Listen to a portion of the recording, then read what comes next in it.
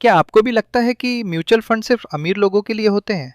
या फिर mutual fund में पैसा लगाना मतलब शेयर मार्केट में जुआ खेलना? या शायद आपने ये भी सुना होगा, मेरा दोस्त म्यूचुअल फंड में पैसा लगाकर नुकसान में चला गया, इसलिए मैं कभी निवेश नहीं करूंगा। अगर आपके मन में भी ऐसे सवाल हैं, तो आज का वीडियो आपके लिए है, क्योंकि आज मैं आपको म्यूचुअल फंड इतनी आसान भाषा में समझाऊंगा कि अगर आपने आज तक कभी निवेश नहीं किया है, तब भी इस वीडियो के बाद आपको समझ आ जाएगा म्यूचुअल फंड क्या है, ये कैसे काम करता है, इसमें पैसा सुरक्षित है या नहीं, कितना रिटर्न मिल सकता है, और सबसे महत्वपूर्ण, क्या आपको म्यूचुअल फंड में निवेश करना चाहिए। इसलिए वीडियो को बीच में बिल्कुल मत छोड़िए, क्योंकि आखिर में मैं आपको एक ऐसी गलती बताऊंगा जो भारत में लाखों नए निवेशक करते हैं और जिसकी वजह से उन्हें नुकसान उठाना पड़ता है। तो चलिए शुरू करते हैं। नमस्कार दोस्तों, आप सभी का स्वागत है आपके अपने चैनल अर्थानिमी पर, जहां हम personal finance, saving, investment, insurance और फाइनेंशियल प्लानिंग जैसी महत्वपूर्ण बातों को बिल्कुल आसान भाषा में समझते हैं। अगर आपका सपना है आर्थिक रूप से मजबूत बनना, सही जगह निवेश करना और अपने परिवार का भविष्य सुरक्षित करना, तो ये चैनल आपके लिए है। चलिए अब समझते हैं म्यूचुअल फंड आखिर होता क्या है। मान लीजिए आप अपने दोस्तों के साथ पिकनिक पर जाना चाहते हैं, लेकिन अकेले जाने का खर्च 10,000 रुपये है। आपके लिए यह रकम थोड़ी ज़्यादा है। अब क्या करते हैं?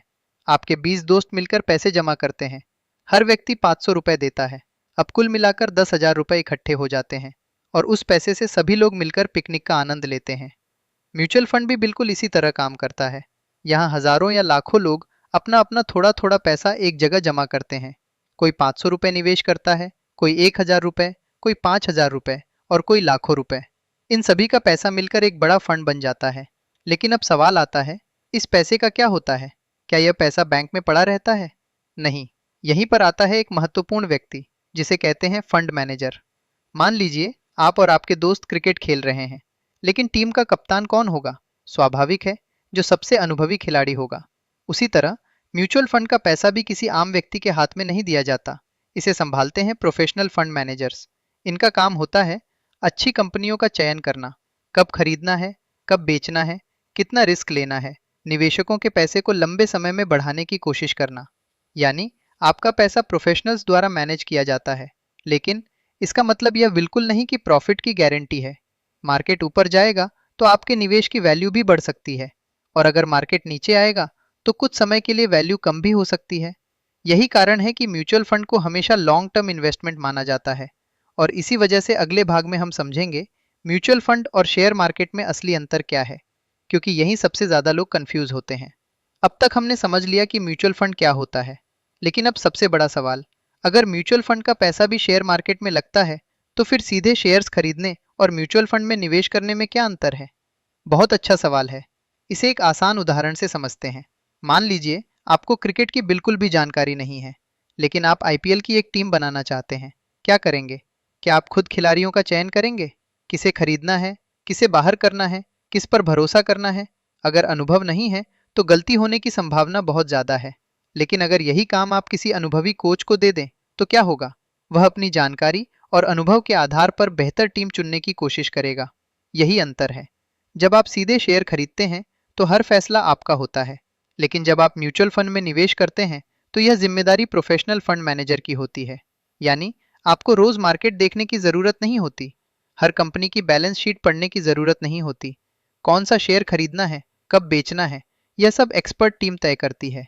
यही कारण है कि नए निवेशकों के लिए म्यूचुअल फंड एक अच्छा शुरुआती विकल्प माना जाता है। अब सवाल आता है, आखिर म्यूचुअल फंड में पैसा बढ़ता कैसे है? मान लीजिए फंड मैनेजर ने आपके पैसे से भारत की 50 अच्छी कंपनियों में निवेश किया, जैसे banking, IT, pharma, FMCG, auto और अन्य मजबूत कंपनियां। अगर इन कंपनियों का कारोबार बढ़ता है, उनका प्रॉफिट बढ़ता है, तो समय के साथ उनके शेयर्स की कीमत भी बढ़ सकती है। और जब शेयर की कीमत बढ़ती है, तो आपके म्यूचुअल फंड की वैल्यू भी बढ़ती है। यही कारण है कि म्यूचुअल फंड का रिटर्न सीधे मार्केट के प्रदर्शन पर निर्भर करता है। लेकिन याद रखिए, मार्केट हर दिन ऊपर। अब मैं आपको एक बहुत महत्वपूर्ण शब्द बताने जा रहा हूँ, डाइवर्सिफिकेशन। नाम थोड़ा मुश्किल लगता है, लेकिन मतलब बहुत आसान है। मान लीजिए आपके पास 10,000 रुपये हैं। अगर आप पूरे 10,000 रुपये सिर्फ एक कंपनी में लगा दें और उस कंपनी को नुकसान हो जाए, तो आपका पूरा निवेश प्रभावित होगा। लेकिन अगर वही 10,000 रुपये 10 अलग अलग अच्छी कंपनियों में बांट दिए जाएं, तो अगर एक कंपनी कमजोर प्रदर्शन करे, तो बाकी कंपनियां नुकसान की भरपाई कर सकती हैं। इसी को कहते हैं डाइवर्सिफिकेशन, और यही म्यूचुअल फंड की सबसे बड़ी ताकत है। आपका पैसा एक ही कंपनी में नहीं बल्कि कई कंपनियों में लगाया जाता है। इससे रिस्क पूरी तरह खत्म नहीं होता, लेकिन काफी हद तक कम हो सकता है। अब आपने अक्सर एक नाम सुना होगा, एएमसी यानी एसेट मैनेजमेंट कंपनी। ये वही संस्था होती है जो म्यूचुअल फंड को चलाती है। जैसे अगर आप एचडीएफसी म्यूचुअल फंड में निवेश करते हैं तो उसे एचडीएफसी एएमसी मैनेज करती है। अगर एसबीआई म्यूचुअल फंड में निवेश करते हैं तो उसे एसबीआई फंड्स मैनेजमेंट संभालती है। इसी तरह हर म्यूचुअल फंड के पीछे एक रजिस्टर्ड एएमसी होती है और इन्हें भारत में सेबी यानी securities and exchange board of India नियमों के अनुसार नियंत्रित करता है। इसका मतलब ये नहीं कि प्रॉफिट की गारंटी है, लेकिन इसका मतलब ये जरूर है कि म्यूचुअल फंड इंडस्ट्री नियमों के तहत काम करती है। अब एक और शब्द जिससे लगभग हर नया निवेशक डर जाता है, एनएवी यानी नेट एसेट वैल्यू। लेकिन घबराइए मत, इसे भी आसान भाषा में समझते हैं। मान लीजिए एक म्यूचुअल फंड के पास कुल संपत्ति 100 करोड़ रुपए है और उसने कुल 10 करोड़ यूनिट्स जारी की हैं, तो एक यूनिट की कीमत होगी 10 रुपए। यही एनएवी कहलाती है। अब अगर फंड की वैल्यू बढ़ती है तो एनएवी भी बढ़ सकती है। अगर मार्केट गिरता है तो एनएवी कम भी हो सकती है। लेकिन यहाँ एक बहुत बड़ी गलतफहमी है। बहुत से लोग सोचते हैं कि कम एनएवी वाला फंड सस्ता है और इसलिए बेहतर है। यह बिल्कुल गलत सोच है। जैसे किसी कंपनी का 100 रुपए वाला शेयर और 2000 रुपए वाला शेयर केवल कीमत देखकर अच्छा या बुरा नहीं कहा जा सकता, वैसे ही म्यूचुअल फंड में भी सिर्फ एनएवी देखकर फैसला नहीं लेना चाहिए। फंड का प्रदर्शन, निवेश का उद्देश्य, रिस्क और समय, ये बातें कहीं अधिक महत्वपूर्ण होती हैं। अब तक हमने समझ लिया म्यूचुअल फंड कैसे काम करता है, शेयर मार्केट से इसका क्या अंतर है, डाइवर्सिफिकेशन क्या होता है, एएमसी और एनएवी क्या है। लेकिन अभी सबसे महत्वपूर्ण सवाल बाकी है, म्यूचुअल फंड कितने प्रकार के होते हैं। अगर आपने कभी किसी म्यूचुअल फंड ऐप को खोला होगा तो आपने देखा होगा large cap fund, mid cap fund, small cap fund, index fund, hybrid fund, debt fund, ELSS fund और न जाने कितने नाम। पहली बार देखने वाले को लगता है इतने सारे विकल्प हैं, मैं सही फंड कैसे चुनूं। चलिए आज इस कंफ्यूजन को हमेशा के लिए खत्म करते हैं। सबसे पहले बात करते हैं लार्ज कैप म्यूचुअल फंड की। लार्ज कैप का मतलब होता है भारत की सबसे बड़ी और स्थापित कंपनियां, जैसे Reliance, TCS, Infosys, HDFC bank, ICICI bank, Hindustan Unilever. ये वे कंपनियां हैं जो कई वर्षों से अच्छा व्यवसाय कर रही हैं। इनका बिजनेस मजबूत होता है, इनकी पहचान मजबूत होती है और समय के साथ ये कंपनियां अपेक्षाकृत स्थिर मानी जाती हैं। इसलिए लार्ज कैप फंड्स में रिस्क कम होता है, लेकिन रिटर्न भी सामान्यतः बहुत अधिक नहीं होता। अगर आप पहली बार निवेश कर रहे हैं या आपको बहुत अधिक उतार चढ़ाव पसंद नहीं है तो लार्ज कैप फंड्स एक अच्छा शुरुआती विकल्प हो सकते हैं। अब आते हैं मिड कैप फंड्स पर। मिड कैप कंपनियां वे होती हैं जो अभी बड़ी बनने की यात्रा पर हैं। इनमें ग्रोथ की संभावना लार्ज कैप से ज्यादा हो सकती है, लेकिन रिस्क भी थोड़ा अधिक होता है। मान लीजिए एक छात्र कॉलेज में पढ़ रहा है और दूसरा व्यक्ति पहले से एक सफल कंपनी का सीईओ है। किसके आगे बढ़ने की संभावना अधिक है? छात्र की, लेकिन उसके साथ अनिश्चितता भी ज्यादा है। मिड कैप कंपनियां भी कुछ ऐसी ही होती हैं। अगर कंपनी अच्छा प्रदर्शन करे तो अच्छा रिटर्न मिल सकता है, लेकिन खराब समय में गिरावट भी अधिक हो सकती है। अब बात करते हैं स्मॉल कैप फंड्स की। यहाँ निवेश छोटी कंपनियों में किया जाता है। इन कंपनियों में भविष्य में बहुत तेजी से बढ़ने की क्षमता हो सकती है, लेकिन यही सबसे अधिक रिस्क वाला वर्ग भी माना जाता है। कई बार स्मॉल कैप फंड शानदार रिटर्न देते हैं, लेकिन मार्केट गिरने पर इनमें सबसे अधिक गिरावट भी देखने को मिल सकती है। इसलिए अगर आपका इन्वेस्टमेंट होराइजन लंबा है और आप उतार चढ़ाव सह सकते हैं, तभी स्मॉल कैप में निवेश करने पर विचार करें। अब इसे एक आसान उदाहरण से समझते हैं। मान लीजिए 3 पेड़ हैं। पहला, एक विशाल बरगद का पेड़। यह मजबूत है, स्थिर है, धीरे धीरे बढ़ता है। यह लार्ज कैप है। दूसरा, एक बढ़ता हुआ आम का पेड़। अभी छोटा है लेकिन तेजी से बढ़ रहा है। यह मिड कैप है। तीसरा, एक छोटा पौधा। अगर सही वातावरण मिला तो बहुत बड़ा बन सकता है, लेकिन अगर परिस्थितियां खराब रहीं तो बढ़ भी नहीं पाएगा। यह स्मॉल कैप है। यही इन तीनों का सबसे आसान अंतर है। अब बात करते हैं इंडेक्स फंड की। इंडेक्स फंड क्या होता है? मान लीजिए आप क्रिकेट की बेस्ट प्लेइंग 11 को कॉपी कर लेते हैं। आप खुद खिलाड़ी नहीं चुनते, बस उसी टीम को फॉलो करते हैं। इंडेक्स फंड भी यही करता है। अगर फंड निफ्टी 50 को फॉलो करता है तो वो निफ्टी में शामिल लगभग वही कंपनियां रखता है। अगर निफ्टी ऊपर जाता है तो फंड भी ऊपर जाने की कोशिश करता है। अगर निफ्टी नीचे आता है तो फंड भी प्रभावित होता है।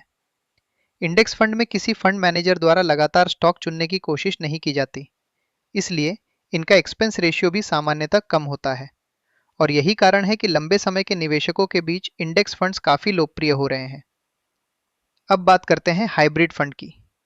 हाइब्रिड का मतलब मिश्रण, यानी इसमें केवल शेयर्स ही नहीं होते, बल्कि कुछ पैसा शेयर्स में और कुछ पैसा डेट इंस्ट्रूमेंट्स जैसे बॉन्ड्स में भी लगाया जाता है। इसका उद्देश्य होता है रिस्क और रिटर्न के बीच संतुलन बनाना। अगर कोई व्यक्ति बहुत ज़्यादा रिस्क नहीं लेना चाहता तो हाइब्रिड फंड्स उसके लिए उपयोगी हो सकते हैं। अब बात करते हैं डेट फंड की। डेट फंड्स में पैसा मुख्य रूप से गवर्नमेंट सिक्योरिटीज, कॉरपोरेट बॉन्ड्स और अन्य फिक्स्ड इनकम इंस्ट्रूमेंट्स में लगाया जाता है। इनका उद्देश्य बहुत तेज रिटर्न देना नहीं होता, बल्कि अपेक्षाकृत स्थिरता प्रदान करना होता है। लेकिन ध्यान रहे, डेट फंड भी पूरी तरह रिस्क फ्री नहीं होते, इसलिए निवेश करने से पहले हमेशा अपने फाइनेंशियल गोल्स को समझें। अब सबसे महत्वपूर्ण सवाल, अगर कोई व्यक्ति पहली बार म्यूचुअल फंड में निवेश करना चाहता है तो उसे कहाँ से शुरुआत करनी चाहिए? मेरी राय में सबसे पहले आपको यह समझना चाहिए कि हर व्यक्ति की आय, उम्र, लक्ष्य और रिस्क लेने की क्षमता अलग होती है। इसलिए एक ही फंड सभी लोगों के लिए सही नहीं हो सकता। लेकिन अगर आप बिल्कुल नए निवेशक हैं तो सबसे पहले म्यूचुअल फंड्स को समझिए। जल्दबाजी में किसी के कहने पर निवेश मत कीजिए। अपने लक्ष्य तय कीजिए, इमरजेंसी फंड बनाइए, इंश्योरेंस पूरा कीजिए और उसके बाद ही निवेश शुरू कीजिए। यही सही फाइनेंशियल प्लानिंग का क्रम है।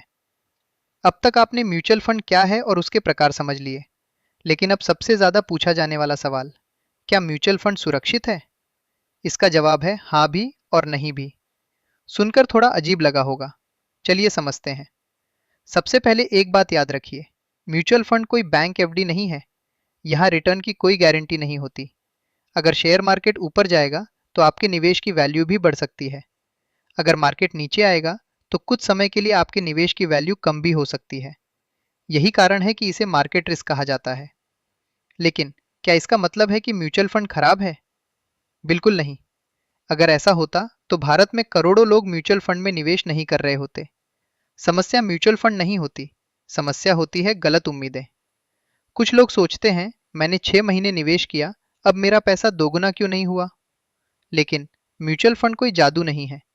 यह वेल्थ क्रिएशन का एक माध्यम है और वेल्थ बनने में समय लगता है। यह भी बहुत आम सवाल है।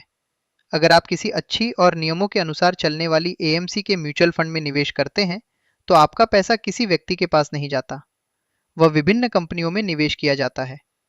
अगर मार्केट कुछ समय के लिए गिरता है तो आपके निवेश की वैल्यू भी गिर सकती है। लेकिन इतिहास बताता है कि लंबे समय में अच्छे व्यवसाय और मजबूत अर्थव्यवस्था के साथ मार्केट ने कई बार गिरावट के बाद वापसी भी की है। इसलिए अगर आपका निवेश लंबी अवधि का है तो छोटी छोटी गिरावटों से घबराना नहीं चाहिए। अब मैं आपको वे गलतियां बताने जा रहा हूं जो मैं चाहता हूं कि आप कभी न करें। गलती नंबर 1, बिना सीखे निवेश करना। सिर्फ किसी दोस्त, रिश्तेदार या सोशल मीडिया इन्फ्लुएंसर की बात सुनकर निवेश मत कीजिए। पहले समझिए फिर निर्णय लीजिए। गलती नंबर 2, जल्दी अमीर बनने की उम्मीद। अगर कोई कहे ये फंड आपको 1 साल में करोड़पति बना देगा तो सावधान हो जाइए, वेल्थ धीरे धीरे बनती है। गलती नंबर 3, मार्केट गिरते ही एसआईपी बंद कर देना। याद रखिए, अक्सर मार्केट गिरने पर ही आपको अधिक यूनिट्स मिलती हैं। यही लॉन्ग टर्म निवेश की ताकत है। गलती नंबर 4, हर महीने फंड बदलना। आज ये फंड, कल दूसरा फंड, फिर तीसरा फंड। इससे ज्यादा नुकसान आपके धैर्य का होता है। गलती नंबर 5, इमरजेंसी फंड बनाए बिना निवेश शुरू करना। अगर अचानक मेडिकल इमरजेंसी आ जाए या नौकरी चली जाए तो आपको अपना निवेश गलत समय पर निकालना पड़ सकता है। इसलिए पहले इमरजेंसी फंड, फिर इन्वेस्टमेंट। गलती नंबर 6, इंश्योरेंस को इन्वेस्टमेंट समझ लेना। इंश्योरेंस का काम सुरक्षा देना है, इन्वेस्टमेंट का काम धन बनाना है। दोनों का उद्देश्य अलग है। गलती नंबर 7, हर दिन पोर्टफोलियो देखना। अगर आप हर घंटे अपना पोर्टफोलियो देखेंगे तो छोटी गिरावट भी बड़ी लगेगी। लॉन्ग टर्म इन्वेस्टर बनने का मतलब है धैर्य रखना। अब बात करते हैं शुरुआत कैसे करें। स्टेप 1, अपने फाइनेंशियल गोल्स तय कीजिए। घर खरीदना है, बच्चों की पढ़ाई, रिटायरमेंट या wealth creation. Step 2, emergency fund तैयार कीजिए। कम से कम 6 महीने के खर्च जितनी राशि अलग रखिए। स्टेप 3, जरूरी इंश्योरेंस पूरा कीजिए। स्टेप 4, अब म्यूचुअल फंड में एसआईपी शुरू कीजिए। राशि बड़ी होना जरूरी नहीं है, महत्वपूर्ण है नियमित निवेश। 500 रुपए से भी शुरुआत की जा सकती है। याद रखिए, राशि नहीं, आदत अमीर बनाती है। तो दोस्तों, आज हमने सीखा म्यूचुअल फंड क्या है, यह कैसे काम करता है, फंड मैनेजर कौन होता है, large cap, mid cap, small cap, index fund, hybrid fund और डेट फंड क्या होते हैं, म्यूचुअल फंड में रिस्क क्या है, नए निवेशकों की सबसे बड़ी गलतियां और निवेश शुरू करने का सही तरीका। अगर आपने ये पूरा वीडियो देखा है तो अब आप उन लाखों लोगों से एक कदम आगे हैं जो बिना समझे निवेश कर देते हैं। ज्ञान हर सफल निवेश की पहली सीढ़ी है। दोस्तों, पैसे कमाना महत्वपूर्ण है, लेकिन उससे भी ज्यादा महत्वपूर्ण है पैसों को सही जगह काम पर लगाना। याद रखिए, हर करोड़पति ने करोड़ों रुपए से शुरुआत नहीं की थी। किसी ने 500 रुपए से, किसी ने 1000 रुपए से, लेकिन सबसे बड़ी बात थी उन्होंने शुरुआत की। इसलिए अगर आप भी अपने और अपने परिवार का आर्थिक भविष्य बेहतर बनाना चाहते हैं तो आज ही सही फाइनेंशियल डिसीजंस लेना शुरू कीजिए। अगर आपको ये वीडियो पसंद आया और आपको लगा कि इससे कुछ नया सीखने को मिला तो इस वीडियो को लाइक जरूर करें। ऐसी ही आसान भाषा में personal finance, mutual funds, SIP, insurance, retirement planning और वेल्थ क्रिएशन से जुड़ी जानकारी पाने के लिए हमारे यूट्यूब चैनल अर्थानिमी यानी @अर्थानिमी को सब्सक्राइब करें। साथ ही बेल आइकॉन दबाना मत भूलिए ताकि आने वाली कोई भी महत्वपूर्ण वीडियो आपसे मिस न हो।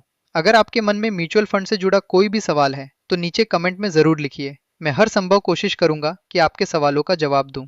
और अगर आपको लगता है कि यह जानकारी आपके किसी दोस्त, भाई, बहन या परिवार के सदस्य के काम आ सकती है तो ये वीडियो उनके साथ भी जरूर शेयर कीजिए, क्योंकि फाइनेंशियल नॉलेज जितनी ज्यादा लोगों तक पहुंचेगी उतने ही ज्यादा परिवार आर्थिक रूप से मजबूत बनेंगे।